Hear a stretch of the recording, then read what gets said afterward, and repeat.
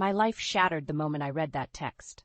I can't wait to hold our baby, you and me, finally starting our real family. Those weren't the words of a man having a casual fling. This was something much deeper. As my trembling fingers gripped Dean's phone, the stark truth punched me in the gut. My husband of 20 years, the man I loved and trusted implicitly, had been lying to me in the most cruel and unforgivable way. Dean strolled into the kitchen, whistling some off-key tune. His nonchalance made my blood boil. "What the hell is this?" I thrust the phone in his face. His expression went blank. "Where did you get that?" "Don't play dumb with me. I saw that text from Sienna. Are you telling me you've gotten her pregnant?" Dean's Adam's apple bobbed as he swallowed hard. Instead of denying it or looking remorseful, his face contorted with anger. "You had no right going through my things," he shouted. "This is exactly why I didn't tell you. You always overreact about everything." My mouth hung open in disbelief. "Overreact? You've been having an affair and got your mistress knocked up." "Don't call her that." Dean's nostrils flared. "Sienna is my soulmate. We're planning our real future together, something you could never understand." A massive lump welled in my throat. I wanted to cry, to scream, to make the pain go away, but I couldn't give him that satisfaction. Sucking in a breath, I steadied myself. "Get out," I said in a low, trembling voice. "Take your soulmate and get the hell out of my house." Dean chuckled darkly. "You think you can take everything from me? I'll take you for every damn penny you're worth in the divorce. The kids, the house, my business, it's all mine. Don't you dare bring the kids into this." As much as his infidelity stung, the thought of losing Phoenix and Harper was infinitely more terrifying. They should know what a lying, cheating failure of a mother you really are. "I'm the failure?" I barked out a bitter laugh. "You're the piece of scum throwing away 20 years of marriage for some cheap thrill." A thunderous stomping came from the stairwell. Phoenix and Harper stood there in pajamas, eyes wide with shock and confusion. Dean smirked smugly. Well, let the truth-sharing begin." In that moment, my heart shattered into pieces. How could I explain this nightmare to my babies? What would they think of their poor excuse for a father? Dean opened his mouth, likely to spew forth more venom, but I didn't want to hear it. I couldn't. Not in front of them. "No," I shouted, silencing him. "You don't get to play the victim here, Dean. You brought this on yourself." I turned to my beautiful children, putting on my bravest face despite the torrent of emotions raging inside. "Everything is going to be okay, I promise." Whether they believed me or not, I couldn't tell. All I knew was that my family's life had been irreparably blown apart. And somehow, some way, I'd need to pick up the pieces. The next few days were a blur of anguish. Dean's callous revelation kept replaying in my mind like a sadistic movie on repeat. How could the man I loved, the father of my children, be so cruel and heartless?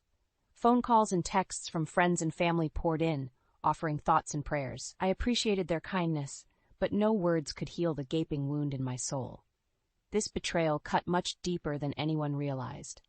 Finances became an immediate concern as I tried to access our joint accounts, only to find them completely drained. That lying bastard had cleared us out behind my back, likely to fund his new life with his soulmate and unborn child. I tried not to vomit at the thought. When Phoenix and Harper came home from school that fateful afternoon, the pained looks on their faces said it all. News traveled fast in our small town, but I refused to let rumors spread before we got the full story. We gathered in the living room, an uncomfortable silence hanging over us like a hammer about to drop. Finally, Harper spoke up in a timid voice. "Mom, what Dad did, is it true?" I pulled her and Phoenix into a fierce embrace as hot tears streamed down my face. "I'm so sorry you two had to find out this way. Yes, it's true. Your father has been unfaithful and plans to leave us for another woman he got pregnant." Twin gasps of shock and dismay escaped their lips. Phoenix furrowed his brow, the hurt quickly turning to rage across his cherubic face. "That total piece of crap!" He shot up from the couch, fists clenched tight. "I'll make him pay for this bullshit. That low-life scumbag isn't going to get away with destroying this family." "Phoenix, calm down," I implored, grabbing his wrist before he could storm off. "Violence solves nothing. We can't stoop to his level." "But, Mom, we can't just let him off the hook. He lied, he cheated, he screwed us over in the worst way." I know, honey. I cupped his face in my hands, staring into his eyes that so resembled his father's, except now all I saw in them was a simmering fury. Which is why we're going to fight this another way, one that ensures your dad faces real consequences for what he's done. Harper wiped her eyes and straightened her shoulders, a haunted look flickering across her face. How? He took all our money already. What else could we possibly do? Brushing my daughter's hair from her brow, I gave them both a determined look. We're just getting started. Your dad wants to wage war on this family? Well, I've got news for him. He hasn't seen anything yet. It's time to fight back and make him realize just how big a mistake he's made. Phoenix and Harper exchanged an uncertain glance, but I could see the flames of retribution igniting behind their eyes. There would be no more tears, no more wallowing in self-pity. Dean had awoken a vengeful beast, and though the road ahead looked grim, I would stop at nothing to ensure he paid dearly.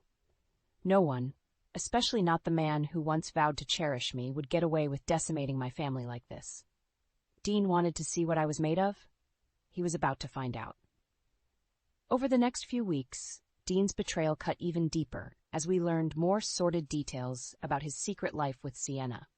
The money he stole from our accounts, his hidden credit cards racking up debt, the lies upon lies he told me. It was almost too much to stomach. The hardest part was seeing how it affected Phoenix and Harper. They tried to put on brave faces at school, but at home their anguish was palpable. My once bright, cheerful kids had grown sullen and withdrawn. How could their own father inflict such emotional trauma? We tried to go about our daily routines, but Dean's looming presence haunted our every move. The splitting of our assets through divorce proceedings promised to be an ugly battle of his making. One evening after dinner, Phoenix slammed his palms on the kitchen table, startling Harper and I. "This is such bullshit," he shouted. "That lying sack of crap gets to just walk away and start over with his pregnant mistress after everything he's put this family through?" I opened my mouth to calmly diffuse the situation, but Harper beat me to it. "You're right, it's not fair," she said in an ominous tone, "which is why we need to take him down a few pegs." Phoenix arched an eyebrow skeptically. "Oh yeah, and just how do you propose we do that, sis?" A mischievous smirk played across Harper's lips. "Well, for starters, we make sure the truth about Dad's shady dealings comes to light. All those secret credits, the money trails, his lies about his work travel, we hit him where it hurts and expose every last skeleton." "Harper," I warned. As much as Dean deserved to face consequences, I didn't want my kids going nuclear. But Phoenix was nodding vigorously. "Hell yes! We've got the tech skills to dig into all his darkest secrets. No more letting him hide like a coward in the shadows." My anger flared, reminded of Dean's gutless way of reducing our 2-decade relationship to ashes.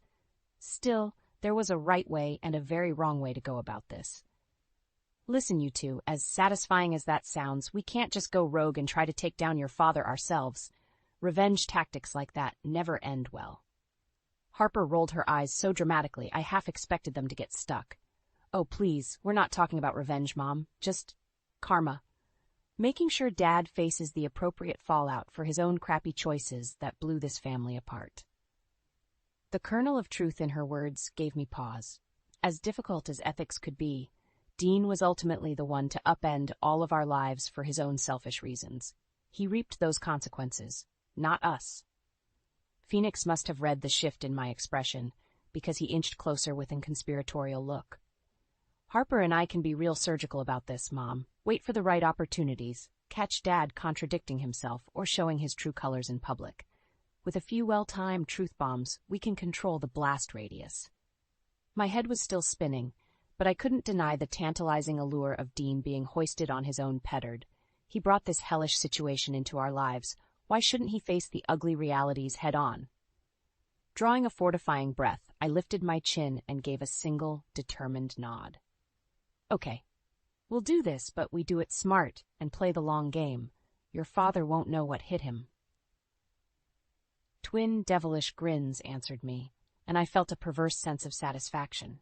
They always did take after their dear old mom. The storm clouds were gathering, and Dean's reckoning was on the horizon. With our plan to expose Dean underway, an unexpected door opened thanks to some of his former friends and coworkers. Apparently, news of his sordid betrayal struck a nerve with people who previously respected him. It started with a text from Frank, an old buddy of Dean's who used to join our family for holidays. Saw the crap going down with Dean. What a freaking dirtbag move on his part. If there's anything I can do, holler. At first I dismissed it as well-meaning but ultimately empty words. That is, until more messages from other unlikely sources began trickling in, all expressing anger at Dean's actions and offering to help any way they could. I'll admit, my initial instinct was to rebuff these overtures born of pity. The last thing I wanted was to become the subject of town gossip and rumor-mongering. But Harper saw an opportunity that I'd been too proud and gun-shy to capitalize on. Are you kidding me? She scoffed after reading one particularly scathing text about Dean from his former business partner. These people hate Dad's guts now. We'd be idiots not to use that hate to our advantage. Phoenix chimed in with a sage nod. For real, this is like having sources and informants working against Dad from all sides. If we pool intel, maybe we can find the biggest bombshells to drop. As much as the petty side of me still recoiled, I couldn't deny the sound logic. These weren't just strangers rubbernecking at our private trauma. They were Dean's once trusted inner circle who now reviled him. Their anger was legitimate, and their insider knowledge could prove invaluable in dismantling his lies piece by piece. So I started having private meetings, coffee clatches, and phone calls with these unlikely allies. At first, it was mainly hollow attempts at sympathy and offering useless advice about divorce lawyers. But once I redirected conversations away from pity and toward Dean's actual transgressions, a very different story began to take shape. It turned out the man I thought I knew was merely the product of extremely skilled deception. Dean's workaholism that kept him away on endless business trips, actually just cover for romantic rendezvous with multiple side chicks over the years, his success heading our town's biggest industrial company, aided by cooking the books and siphoning funds into his own accounts. Even the blowhard, alpha male persona he put off was a calculated front, because apparently Sienna had the real goods on what a sniveling, subservient weasel he could be in private. With each new unsavory revelation, my disgust toward Dean calcified further. All while Phoenix and Harper's eyes shone with the promised inevitability of karma being served ice cold. In just a couple months' time, we had more than enough damning evidence to bury Dean in an avalanche of public and legal humiliations. Now it was just a matter of waiting for the right moment to start the chain reaction that would obliterate his falsely cultivated good name. One afternoon, an unexpected visitor arrived at our doorstep, Sienna's own mother, eyes red from either crying or a wicked hangover. When I answered the door, she barged past me into the living room, lips trembling. "You're Lila, right? Dean's wife?" She spat out the word like spoiled milk. I need to know the truth about my daughter and that lying sack of crap." Phoenix, Harper, and I exchanged a look. This was it. The snow had started rolling toward the avalanche. Squaring my shoulders, I leveled my steely gaze at the distraught woman. "Have a seat, Mrs. Sims. You're going to learn things about Dean that'll make your blood boil." As she crumpled to the sofa, anguished eyes pleading for answers, I felt a fierce sense of satisfaction. Dean had made his bed, and we were going to make sure he got buried underneath it. After spilling every last sordid detail about Dean's never-ending betrayals to Sienna's poor mother, something inside me hardened to steel. For too long, I had been the victim while that unfaithful snake slithered free without a care in the world. Well, not anymore. As Mrs. Sims broke down in heartbroken sobs, her illusions about her precious daughter's soulmate shattered, I felt Phoenix and Harper's presence flanking me, like warriors ready for battle. Our audience had been witnessing Dean's deplorable actions through rose-colored lenses. With the unvarnished truth now unveiled, the gloves were coming off. "So that's the full story," I stated flatly, once Mrs. Sims somewhat regained her composure. "Dean's lies have hurt enough people. It's time he faced the consequences." Phoenix cleared his throat. "Which is why we've been gathering all the evidence, documentation, everything to bury that lying sack of—" "Phoenix," I chided, raising a quieting hand. As much as I agreed, we needed to stay composed. For now. What my son means is, we've uncovered numerous instances of fraud, deceit, illegal financial dealings, and more. All roads seem to lead back to your daughter's involvement as well, Mrs. Sims." The devastated woman's face went pale, a fresh wave of nausea passing over her features. I almost felt a pang of sympathy before quashing it. She and Sienna were far from innocent victims in this. "But how?" Mrs. Sims sputtered. "How could Dean and Sienna perpetrate such evil against you, against all of us?"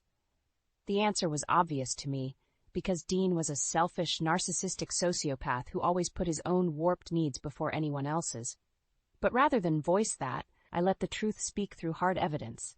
I slid a thick manila folder across the coffee table, photographs and bank statements spilling out. Here's how: by lying, cheating, and stealing at every turn to fund their false reality, while leaving my family and his other victims destitute and broken in his wake. Mrs. Sims began leafing through the documents, horror etching into her features with every new revelation. Creative accounting that drained funds from Dean's company. Multiple mortgages taken out on our home without my knowledge. A veritable harem's worth of jilted lovers and families Dean had conned over the years. When she finally looked up at me through haunted eyes, I saw resignation replace her denial. "You poor woman. How could one man be so evil? So intent on destroying everything in his path?" She shook her head slowly. "He and my Sienna deserve the harshest judgment for their actions." Exchanging a meaningful look with Phoenix and Harper, I felt the fever of retribution burning within all of us. We held the detonator. All that remained was choosing the right time and place to let the charges rip. They'll get exactly what's coming to them. Harper said in a determined voice usually reserved for student council debates, "We've planted the seeds far and wide, Mom. Now we just need to give them a little more time to bloom before striking." Mrs. Sims regarded my kids with a new sense of awe and respect. "You two have been masterminds of this whole operation?" Phoenix smirked, that devilish look reminding me so much of his father in his younger, less monstrous days. "What can I say? Payback's a bitch, and we plan on making Dad the biggest one of all." "Language," I chided automatically, though my scolding lacked any real heat. The simple truth was I had awoken a vengeful beast in them, in all of us. We would stop at nothing to ensure Dean's sick facade crumbled under the weight of his innumerable lies and indiscretions. As Mrs. Sims rose to leave, still reeling from our damning disclosures, she turned back with gratitude shining in her reddened eyes. "Thank you for seeing justice done. I only regret not realizing Sienna's true nature sooner, before enabling this whole tragedy." I surprised myself by placing a comforting hand on her shoulder. "We're all victims of a master manipulator, but not for much longer." The woman offered a grim nod of solidarity before departing, leaving Phoenix, Harper, and I alone to strategize our next moves.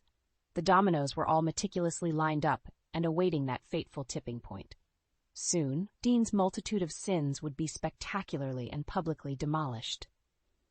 My former husband's awakening was going to be a brutal one. It was the annual Founders' Day street fair, a beloved tradition in our small town where everyone came together to celebrate our community's rich history. The perfect place for our interclan reckoning against Dean to finally detonate.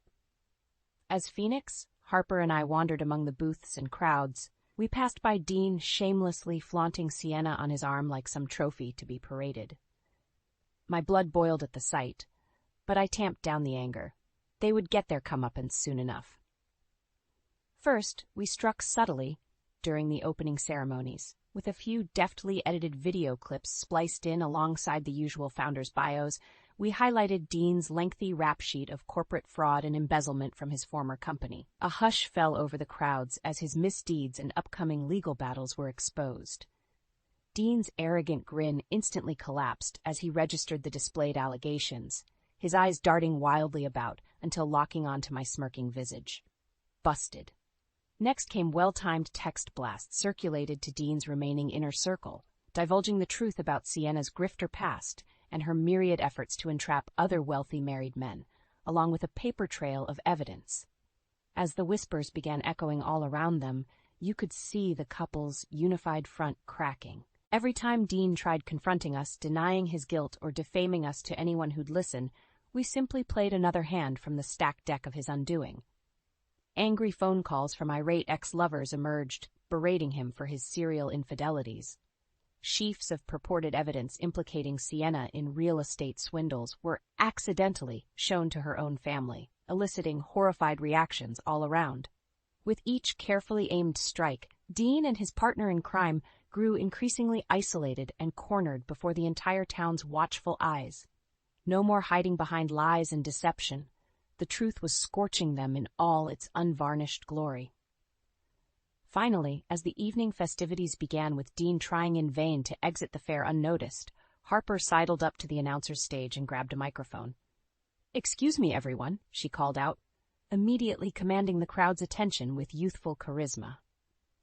"I'd like to share a few words about the true meanings of family, loyalty, and commitment, virtues which have sadly become foreign concepts to certain individuals among us." Phoenix and I exchanged a sidelong grin, sensing the final phase was about to begin. Turning toward the stage, I watched Harper's dramatic performance with glowing pride, even as Dean's face drained of color. "You see, my father always preached to me and my brother about the importance of being good, ethical people who take care of their loved ones," Harper continued, her voice morphing from folksy to furious. "But in reality, he's been the lowest form of lying, cheating scumbag for longer than we could have ever imagined." A gasp rippled through the crowd as my brave daughter launched into a full recap of Dean's myriad betrayals, holding nothing back regarding his adultery, theft, and overall broken psyche that allowed him to so callously destroy our family's lives. Phoenix even joined in, pulling up video clips and bank statements on a projection screen behind them. "This is the true legacy of Dean Masterson," he roared to the shocked onlookers. "A selfish, narcissistic con artist who cares only for himself, the exact opposite of everything this community stands for. So what do you say, everyone? Isn't it time Dean finally got the public humiliation and legal reckoning he's deserved for so damn long?" A chorus of angry jeers and shouts instantly swelled up from all corners of the park. Furious glares and pointing fingers zeroed in on Dean like ravenous vultures, savagely encircling their prey. Beside him, Sienna's face mirrored the devastation and confusion of knowing her grift had imploded spectacularly. Through it all, the disgraced man could only meekly gape at me, eyes full of impotent rage and disbelief that I had so thoroughly dismantled and discredited him before everyone he sought to impress. In that moment, I saw the vain, pathetic shell of narcissism Dean truly was, and I reveled in every ounce of his anguish. Approaching us warily, flanked by several uniformed police officers, Dean worked his mouth but couldn't seem to form words. For the first time in his miserable life, he was utterly speechless. I allowed the smallest of smiles as the cops began handcuffing him. "It's over, Dean. Your reign of lies and treachery is done." As he was led away to a chorus of jeers and insults, I pulled my children tight and felt an overwhelming sense of relief flood over me. Against all odds, we had endured Dean's maelstrom and emerged victorious. Our journey for justice was finally complete. In the aftermath of Dean's very public downfall, the shockwaves reverberated through our community like a thunderous explosion. Everywhere he went, pointing fingers and scornful whispers followed. His reputation, so carefully cultivated over decades through lies and deception, now lay in smoldering ruins. For a while, the disgraced man tried to maintain a facade of indignant anger. "This is a massive misunderstanding," he kept blubbering to anyone who would listen. I was set up by my psycho ex-wife poisoning everyone against me. But with the avalanche of evidence we presented, Dean's flimsy denials shattered upon impact with the truth.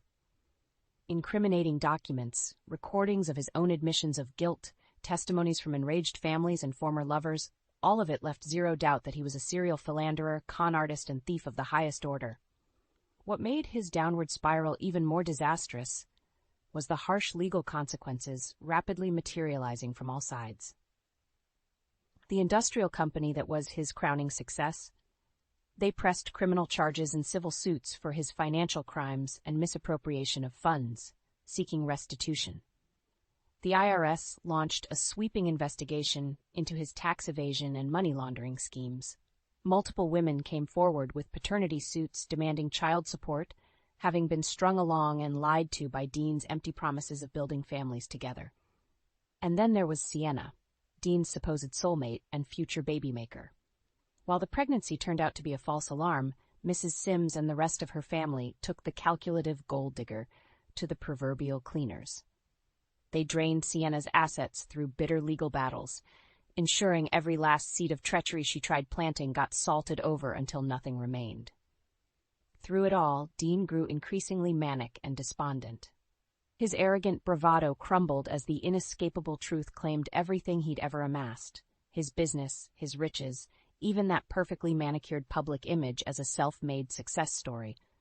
All of it exposed as a pathetically hollow mirage perpetuated through an endless deluge of deceit. I'll never forget the day Dean came slinking back to my house in hopes of groveling for the forgiveness he never deserved. When I answered the door, I was shocked by the pitiful sight of him, doughy cheeks sunken, expensive suit rumpled and disheveled. "Lila," he croaked out before breaking into dry heaves, shoulders shaking. "My God, what have I done? What kind of depraved, monstrous person have I become?" For the briefest of moments, the shell of the man I once loved shone through, a flicker of the good-natured, hard-working spirit buried underneath his avalanche of sins and fatal character flaws, and unbelievably, I felt a pang of regret for how far we'd been driven apart by the venom of his betrayal. But it was far too late to salvage any good remaining in his blackened soul. "You did this to yourself, Dean," I said in a low, eerily calm voice.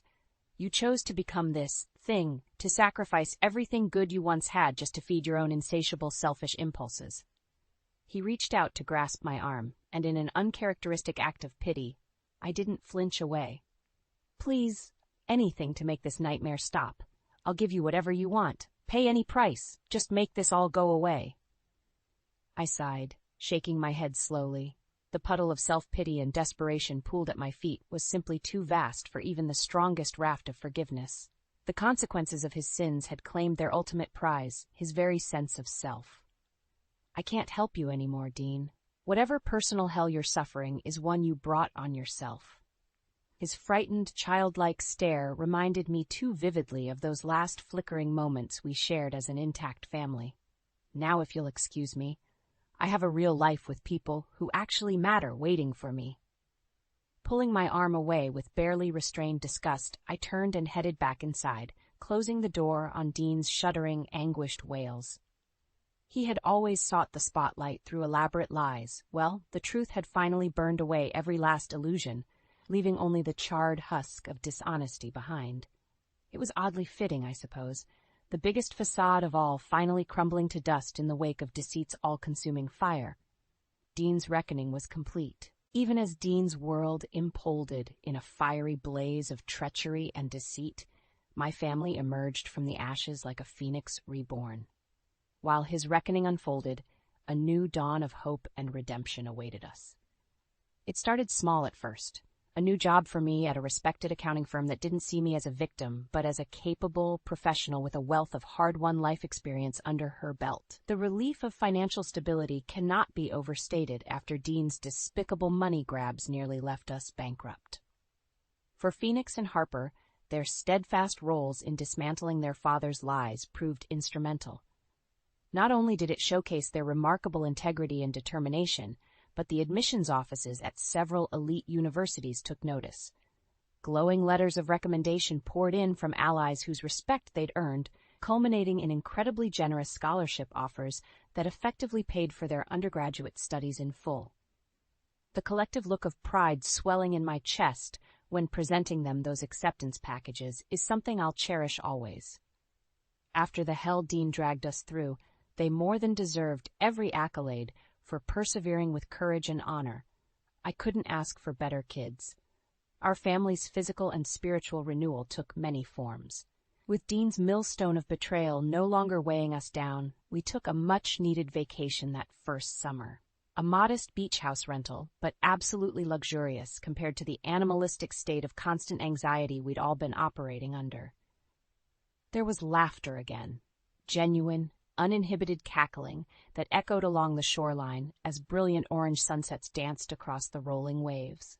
Simple joys like splashing in the shallows or roasting s'mores into the late evening hours. For so long, our lives had been drained of color and verve thanks to Dean's selfish machinations. Now, we drank deeply from the well of life's replenished vibrancy. But as idyllic as our beach trip was, nowhere felt more triumphant than returning to our newly rechristened home in town. That painful reminder of Dean's sins finally exorcised, replaced by all the love and comfort a true family dwelling should provide. I'll never forget our first night back, sitting around the living room fireplace and remarking on the profound sense of rebirth we all felt. Harper's eyes shone with the amber glow of the crackling flames as she voiced what we'd all been thinking. Everything that Snake did, it was all for nothing, she said quietly. In the end, he just shattered his own life into a million meaningless pieces while we picked up the shards and rebuilt ourselves into something better. Phoenix nodded sagely beside her. The ultimate loser couldn't stop chasing hollow lies and validations until the truth came along and crushed him anyway. We lapsed into a respectful silence, a silent toast to the justice and karmic rebalancing we'd all witnessed. As much fury as Dean had sparked, there was no need for smugness or bitterness now. The force of nature he represented had been neutralized through our resilience and unity of purpose. An age-old story of good triumphing over evil in the most personal of battlegrounds. Eventually I cleared my throat, drawing their attentions. We owe a debt to those who stood by us, who helped us stare down that man's depravity and ultimately win. I smiled at them both, welling up with fierce maternal love. But the real victory goes to you two brave souls. After everything you witnessed, you could have easily turned to darkness and anger. Instead, you both channeled it into unshakable determination and righteousness. Twin smiles of proud acknowledgement met me. Lord knows they'd both had more than their share of brooding teenage angst in recent months. But in our family's most dire hour, their courage and integrity shone through in blinding rays of hope. So what's next for the comeback, kids? I asked playfully. Considering your academic futures are set to be whatever you dream? Phoenix and Harper exchanged a look, some unspoken mutual understanding crackling between them. Then my son reached over and gently squeezed my hand. For now, just focusing on being a real family again, making up for all that lost time thanks to Dad's crap. His eyes shone with unshed tears of regretful relief. We've got a lot of living left to do, Mom. And this time, nothing's going to stop us. Pulling them both into a fierce hug, I savored the unconditional love binding us together. United by the galvanizing trauma of Dean's deceits, yet risen far above the damage he wrought.